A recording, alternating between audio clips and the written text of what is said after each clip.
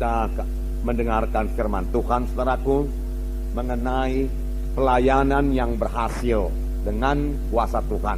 Pelayanan yang berhasil dengan kuasa Tuhan. Semua kita mau melayani dan semua kita mau berhasil dalam pelayanan. Dan Tuhan, saudaraku, memberikan kelengkapan kepada kita, yaitu melayani dengan kuasa Roh Tuhan. Minggu yang lalu kita mendengarkan firman Tuhan yang berkata, pekerjaan-pekerjaan yang aku perbuat akan kamu perbuat. Bahkan pekerjaan-pekerjaan yang lebih besar daripada ini akan kamu perbuat, sebab aku pergi kepada Bapa. Inilah yang dikatakan Tuhan Yesus kepada murid-muridnya. Tetapi saya percaya perkataan ini juga kepada kita masing-masing, anak-anak Tuhan pada zaman sekarang ini. Kita akan mengerjakan pekerjaan-pekerjaan yang dikerjakan oleh Tuhan Yesus. Bahkan pekerjaan-pekerjaan yang lebih besar daripada yang dikerjakan oleh Tuhan Yesus. Pekerjaan-pekerjaan apakah yang dikerjakan oleh Tuhan Yesus? Buku Injil menerangkannya, saudara.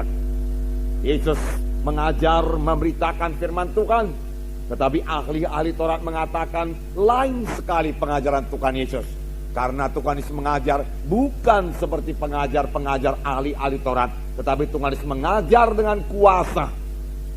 Dan ditambah lagi pengajaran Tuhan Yesus disertai dengan tanda-tanda ajaib dan tanda-tanda mujizat.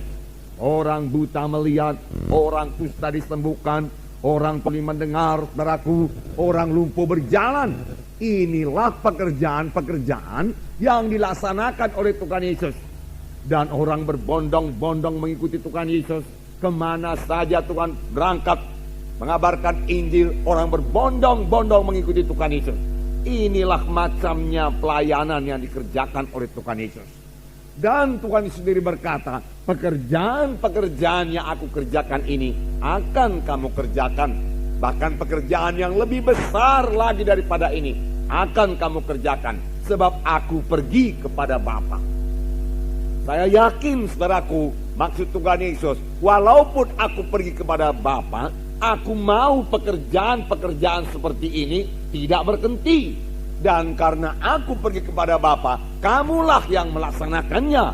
Kamu melaksanakannya bukan dengan kekuatanmu sendiri, kamu melaksanakannya dengan kuasaku yang kuberikan kepadamu. Firman Tuhan berkata.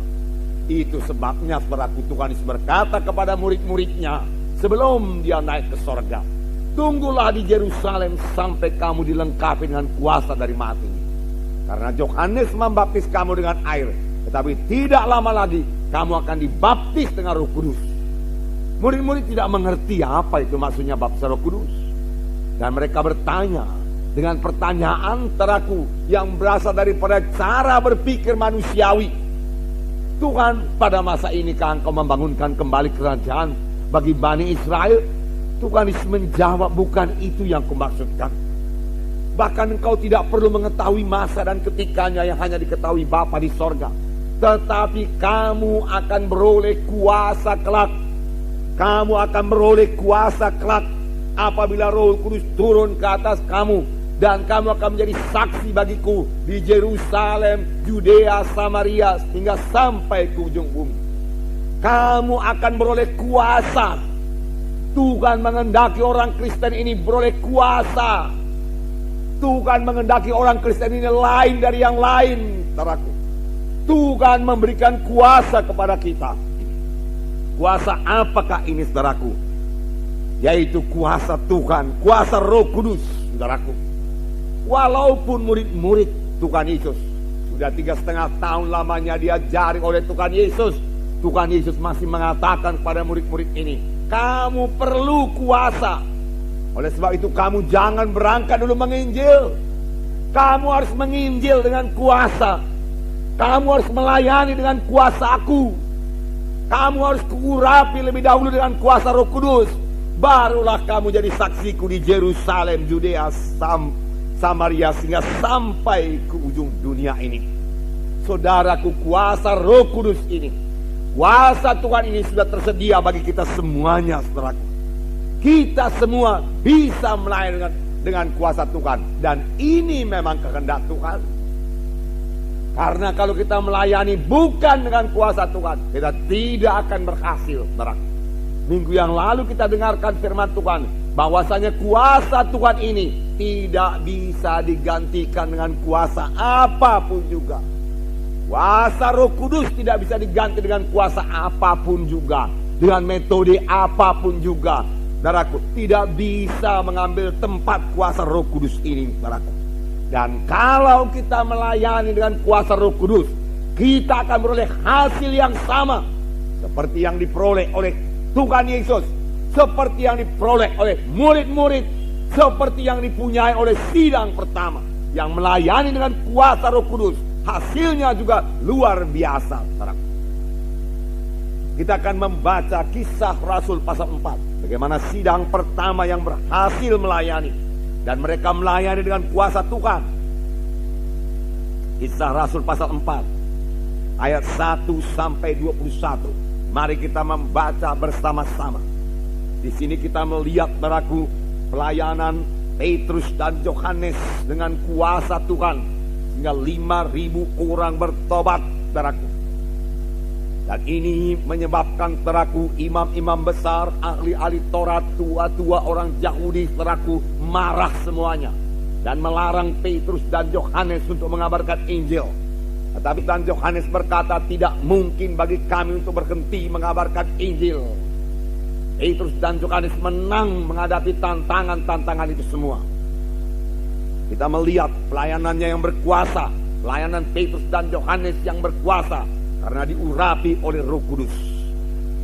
Ayat 1, Kisah Para Rasul pasal 4, mulai ayat 1 sampai 22. Mari kita baca. Ketika Petrus dan Yohanes sedang berbicara kepada orang banyak, mereka tiba-tiba didatangi imam-imam dan kepala pengawal bait Allah serta orang-orang Saduki. Orang-orang itu sangat marah karena mereka mengajar orang banyak dan memberitakan bahwa dalam Yesus ada kebangkitan dari antara orang mati. Mereka ditangkap dan diserahkan ke dalam tahanan sampai keesokan harinya, karena hari telah malam. Tetapi di antara orang yang mendengar ajaran itu, banyak yang menjadi percaya, sehingga jumlah mereka menjadi kira-kira 5.000 orang laki-laki.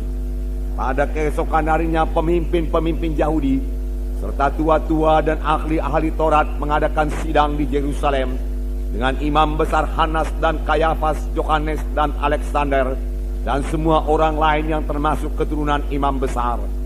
Lalu Petrus dan Yohanes dihadapkan kepada sidang itu, dan mulai diperiksa dengan pertanyaan ini, dengan kuasa manakah atau dalam nama siapakah kamu bertindak demikian itu? Maka jawab Petrus penuh dengan Roh Kudus, hai pemimpin-pemimpin umat dan tua-tua, jika kami sekarang harus diperiksa karena suatu kebajikan kepada seorang sakit, dan harus menerangkan dengan kuasa manakah orang itu disembuhkan, maka ketahuilah oleh kamu sekalian dan oleh seluruh umat Israel, bahwa dalam nama Yesus Kristus orang Nazaret yang telah kamu salibkan, tetapi yang telah dibangkitkan Allah dari antara orang mati, maka oleh karena Yesus itulah orang ini berdiri dengan sehat sekarang di depan kamu. Yesus adalah batu yang dibuang oleh tukang-tukang bangunan, yaitu kamu sendiri. Namun ia telah menjadi batu penjuru, dan keselamatan tidak ada di dalam siapapun juga selain dalam Dia. Sebab di bawah kolong langit ini tidak ada nama lain yang diberikan kepada manusia yang olehnya kita dapat diselamatkan. Ketika sidang itu melihat keberanian Petrus dan Yohanes, dan mengetahui bahwa keduanya orang biasa yang tidak terpelajar, heranlah mereka, dan mereka mengenal keduanya sebagai pengikut Yesus. Tetapi karena mereka melihat orang yang disembuhkan itu berdiri di samping kedua rasul itu, mereka tidak dapat mengatakan apa-apa untuk membantahnya. Dan setelah mereka menyuruh rasul-rasul itu meninggalkan rumah sidang, berundinglah mereka dan berkata, tindakan apakah yang harus kita ambil terhadap orang-orang ini? Sebab bahwa mereka telah mengadakan suatu mujizat yang menyolok, dan kita tidak dapat menyangkalnya. Tetapi supaya hal itu jangan makin luas tersebar di antara orang banyak, baiklah kita mengancam dan melarang mereka, supaya mereka jangan berbicara lagi dengan siapapun dalam nama itu. Dan setelah keduanya disuruh masuk, mereka diperintahkan supaya sama sekali jangan berbicara atau mengajar dalam nama Yesus. Tetapi Petrus dan Yohanes menjawab mereka, "Silahkan kamu putuskan sendiri, manakah yang benar di hadapan Allah, taat kepada kamu atau taat kepada Allah. Sebab tidak mungkin bagi kami untuk tidak berkata-kata tentang apa yang telah kami lihat dan telah kami dengar." Mereka semakin keras mengancam rasul-rasul itu, tetapi akhirnya melepaskan mereka juga, sebab sidang tidak melihat jalan untuk menghukum mereka, karena takut akan orang banyak yang memuliakan nama Allah berhubung dengan apa yang telah terjadi. Sebab orang yang disembuhkan oleh mujizat itu sudah lebih dari 40 tahun umurnya. Puji Tuhan, luar biasa kuasa Tuhan. Kita melihat, saudaraku, pelayanan Petrus dan Yohanes yang sangat berhasil, saudaraku. Dan nanti akan kita lihat bahwasanya mereka ini melayani dengan kuasa Tuhan. Mereka penuh dengan roh Tuhan. Pada waktu mereka mulai berbicara, tentu yang dibicarakan mereka adalah Injil Yesus Kristus. 5.000 orang laki-laki bertobat. Ini merupakan satu pertumbuhan gereja yang sangat pesat. Sekarang ini pun masih jarang-jarang kejadian, tetapi bukan tidak boleh terjadi, saudaraku. Bahkan ini harus terjadi, saudaraku. Dalam satu hari 5.000 orang bertobat, saudaraku. Dan kita mengetahui, saudaraku, bahwa dalam pasal sebelumnya, yaitu pasal 3, Petrus dan Yohanes ini berjalan ke bait Allah. Dan di pintu bait Elok dia melihat seorang yang tepok. Dan dia berkata, "Emas dan perak tidak ada padaku, tetapi apa yang ada padaku, apa yang ada padaku kuberikan kepadamu. Di dalam nama Yesus, orang Nazaret itu bangkit dan berjalan." Lalu dia memegang tangan orang itu, membangkitkan orang itu, dan orang itu berjalan, saudaraku. Apa yang ada padaku? Apakah yang ada pada Petrus? Petrus memiliki kuasa Tuhan. Kuasa apakah itu? Kuasa Roh Kudus, saudaraku. Di dalam nama Yesus bangkit dan berjalan. Lalu, saudaraku, orang-orang dalam bait Allah menjadi heran. Lalu Petrus memberitakan Injil yang sebahagian kita dengar dalam pasal 4 ini. Dan akibatnya 5.000 orang bertobat. Sidang pertama sama sekali tidak punya gedung gereja, saudaraku. Tidak, saudaraku. Bahkan mereka tidak punya peralatan-peralatan modern seperti yang kita punya sekarang. Tetapi satu perkara yang pasti, mereka memiliki kuasa Roh Kudus di dalam hidup mereka dan di dalam pelayanan mereka. Sebagai akibatnya gereja berkembang dengan pesat, saudaraku. Tetapi Roh Kudus bukan hanya bagi sidang pertama saja, saudaraku. Saudara, pada zaman akhir ini Roh Kudus sudah sangat luber dicurahkan, saudaraku. Oleh sebab itu, apa yang dikatakan Tuhan Yesus, apa yang disuruh oleh Tuhan Yesus, kita akan mengerjakan pekerjaan-pekerjaan yang besar. Bisalah kita kerjakan sekarang ini, saudaraku. Karena Roh Kudus yang sama, yang menyertai Yesus, yang mengurapi Yesus, sehingga Yesus bisa melayani, adalah Roh Kudus yang sama, yang menyertai sidang pertama, yang menyertai ke-12 rasul, adalah Roh Kudus yang sama yang bekerja sekarang ini, memimpin kita, mengurapi kita untuk mengerjakan pekerjaan Tuhan. Kita tentu rindu, saudaraku, keberhasilan seperti ini, saudaraku. Dan Tuhan akan memberikannya, saudaraku. Terlebih sekarang ini kita melihat penduduk dunia ini jauh lebih banyak daripada penduduk dunia pada zaman Tuhan Yesus. Penduduk kota Medan jauh lebih banyak daripada penduduk kota Yerusalem, saudaraku. Di Yerusalem saja, pada waktu hari Pantekosta, Tuhan menyelamatkan 3.000 orang yang pada hari itu juga dibaptiskan. Kemudian beberapa waktu kemudian, seperti kita lihat tadi, Petrus dan Yohanes ke bait Allah, lalu membangkitkan seorang tepok, lalu memberitakan Injil, lalu 5.000 orang bertobat. Dalam waktu begitu singkat, saudaraku, 8.000 orang bertobat. Dan firman Tuhan berkata, tiap-tiap hari Tuhan menambahi bilangannya dengan orang yang beroleh selamat. Boleh jadi, saudaraku, dalam waktu beberapa bulan saja sudah 10.000, kemudian 20.000, kemudian 100.000, saudaraku, tanpa gedung gereja, saudaraku. Kalau begitu, di manakah mereka kebaktian? Tentunya mereka kebaktian di rumah-rumah, saudaraku. Di rumah-rumah. Dan ini sudah kita laksanakan, saudaraku, melalui sistem kelompok sel kita, saudaraku. yaitu kebaktian di rumah-rumah tangga, saudaraku. Puji Tuhan, saudaraku. Puji Tuhan. Nah, kita akan melihat, saudaraku, lebih dekat, saudaraku, bagaimana mereka begitu berhasil, saudaraku, mengabarkan Injil, saudaraku. Kita melihat, saudaraku. Yang pertama, saudaraku, saya lihat di sini, saudaraku, mengenai berita mereka. Apakah berita Petrus dan Yohanes? Apakah berita Filipus yang kita dengarkan, saudaraku, pada minggu yang lalu? Apakah berita dari rasul-rasul? Apakah berita daripada sidang pertama? Berita mereka hanya satu, saudaraku, yaitu berita-berita tentang Yesus. Pada waktu Filipus pergi ke Samaria, berita apakah yang dibawa oleh Filipus? Filipus membawa berita tentang Yesus. Dia menceritakan siapa Yesus. Demikian kita lihat Petrus pun melaksanakannya. Sini dikatakan dalam Kisah pasal 4 yang kita baca tadi, ayat 2, orang-orang itu sangat marah karena mereka mengajar orang banyak dan memberitakan bahwa dalam Yesus ada kebangkitan dari orang mati. Mereka memberitakan berita-berita tentang Yesus. Dan dalam ayat 12 kita membaca Kisah 4 ayat 12. Dan keselamatan tidak ada di dalam siapapun juga selain di dalam Dia. Sebab di bawah kolong langit ini tidak ada nama lain yang diberikan kepada manusia yang olehnya kita dapat diselamatkan. Hanya satu nama di bawah kolong langit ini, yaitu nama Yesus, yang olehnya kita boleh diselamatkan. Inilah berita dari Petrus, saudaraku. Berita-berita tentang Yesus.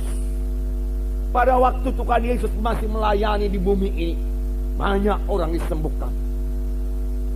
Tetapi kita melihat, saudaraku, kita mengerti bagaimana satu orang yang disembuhkan Tuhan Yesus, yaitu seorang perempuan yang sudah sakit 12 tahun. Bagaimana caranya dia menerima kesembuhan daripada Tuhan? Saudara berkata dengan iman. Sebab Tuhan Yesus berkata, hai perempuan, imanmu telah menyembuhkan engkau. Tapi dari manakah dia memperoleh iman ini? Firman Tuhan mengatakan, dia mendengar berita-berita tentang Yesus. Dia mendengar berita-berita tentang Yesus.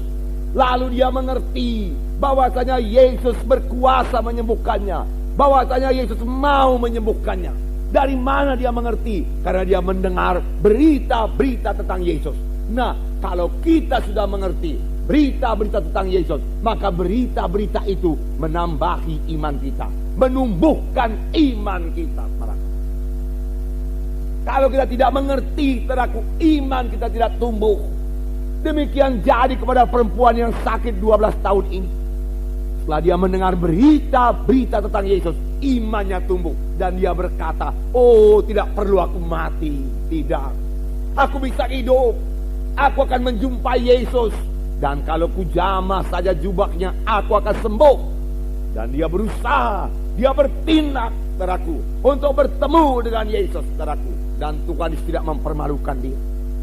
Pada waktu dia jamah jubah Tuhan Yesus, kuasa mengalir kepadanya. Dan seketika itu juga dia sembuh. Lalu Tuhan Yesus bertanya, siapa yang menjamah jubahku? Orang banyak, saudaraku, berkerumun, saudaraku, menyenggol-nyenggol Tuhan Yesus.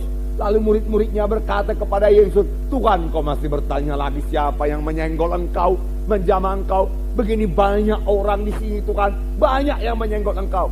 Tetapi ada satu yang menjamah saya dengan iman, Tuhan berkata. Dan perempuan itu menggeletar dan berkata, akulah dia Yesus.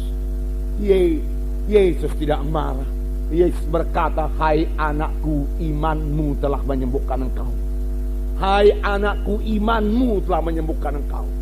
Tuhan Yesus tidak berkata, kuasaku telah menyembuhkan engkau. Kuasa Tuhan sudah sedia, saudaraku. Sekarang ini juga kuasa Tuhan sudah sedia.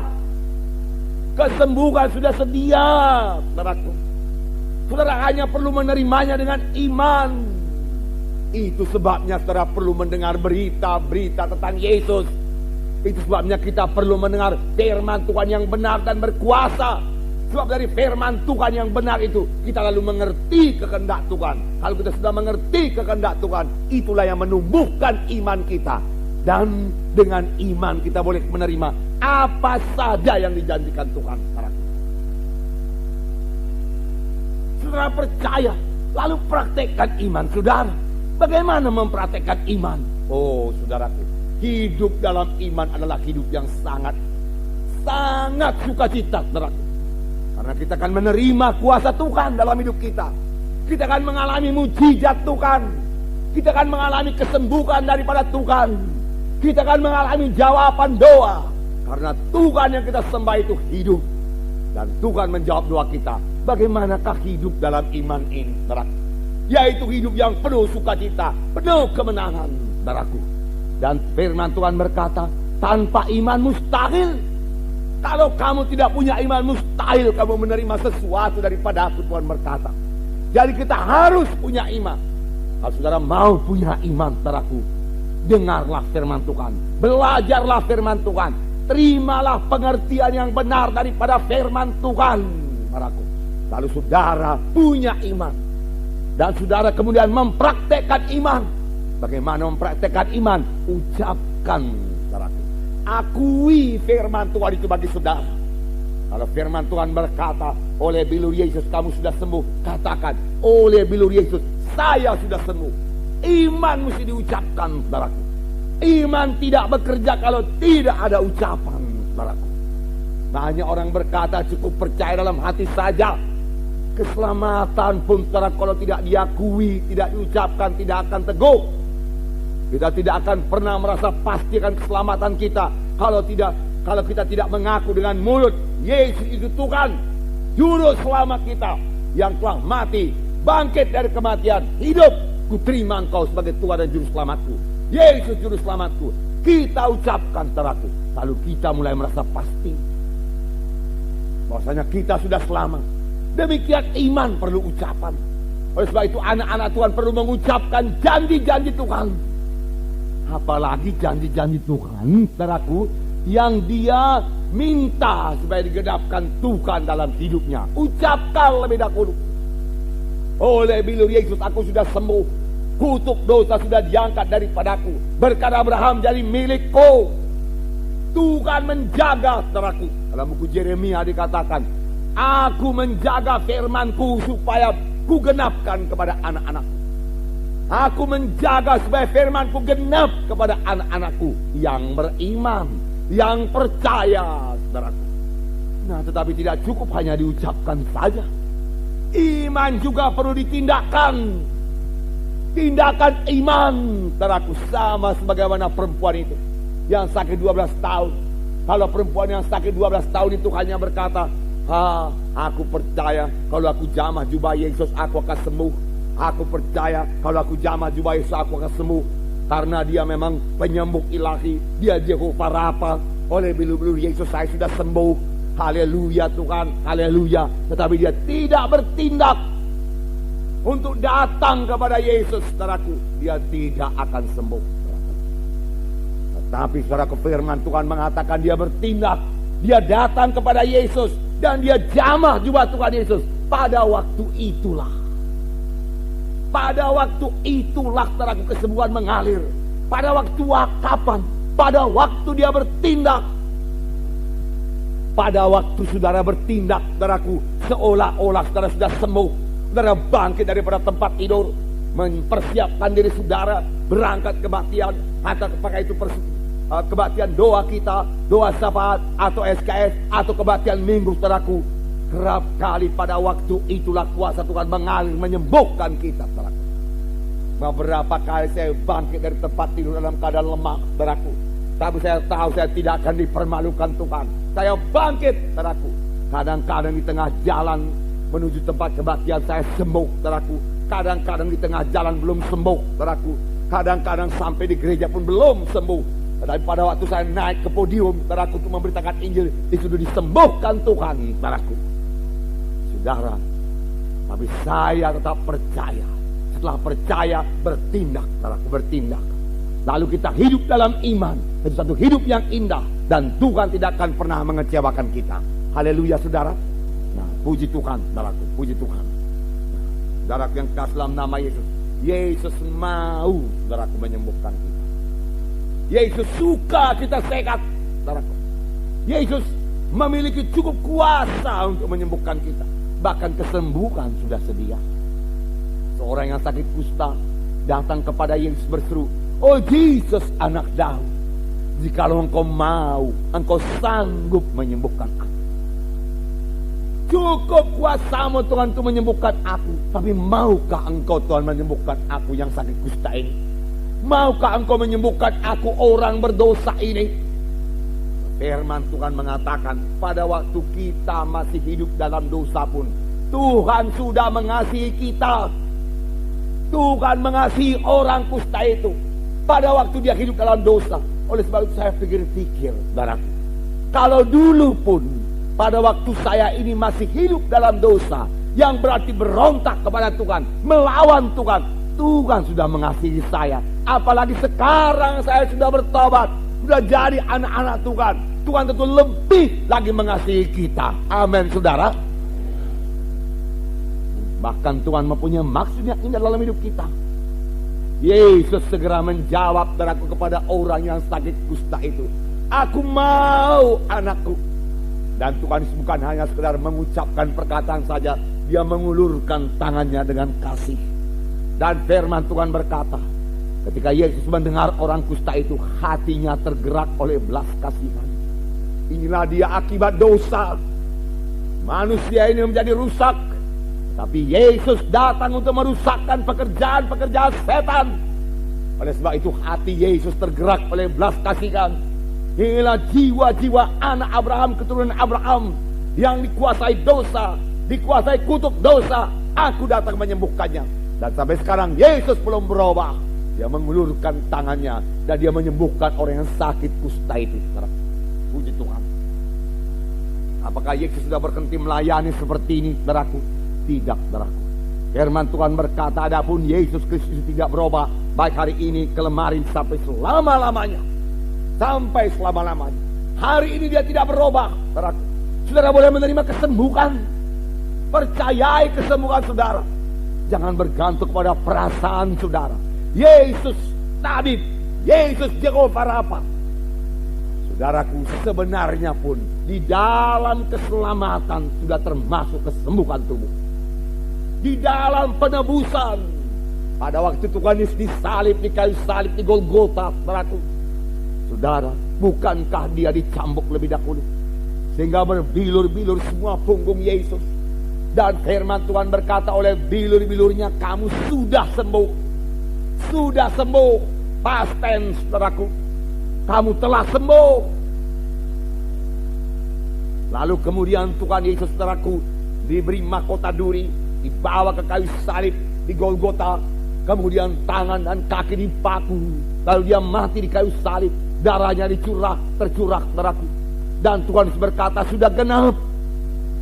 Bukankah sudah genap itu berarti bahwasanya semua dosa kita, saudaraku, sudah genap ditebus oleh Tuhan Yesus? Sudah genap itu juga berarti bahwasanya semua penyakit kita, kutuk dosa, sudah diangkat oleh Tuhan Yesus. Dan kalau Tuhan sudah mengangkatnya, mengapa kita harus mengangkatnya lagi? Saudaraku, percayailah, berimanlah buat kesembuhan saudara. Berimanlah, saudaraku, buat kebebasan saudara daripada kutuk dosa. Dan mulai satu hidup baru, hidup yang berkemenangan, hidup yang berkuasa, penuh dengan Roh Kudus, saudaraku. Itulah kehendak Tuhan bagi anak-anaknya, saudaraku. Nah, saudaraku, yang kekasih dalam nama Yesus, itulah berita-berita tentang Yesus. Berita-berita tentang Yesus, saudaraku. Berita tentang Yesus. Perempuan yang sakit 12 tahun ini sembuh, saudara. Dia sangat bersukacita. Memang kesembuhan itu membuat kita sangat bersukacita. Saya percaya bukan saya saja yang sudah disembuhkan Tuhan. Rata-rata kita sudah mengalami kesembuhan daripada Tuhan, saudara. Tetapi biarlah kita ingat bahwasanya di luaran sana masih banyak orang yang belum sembuh. Masih banyak orang yang membutuhkan kesembuhan dari Tuhan.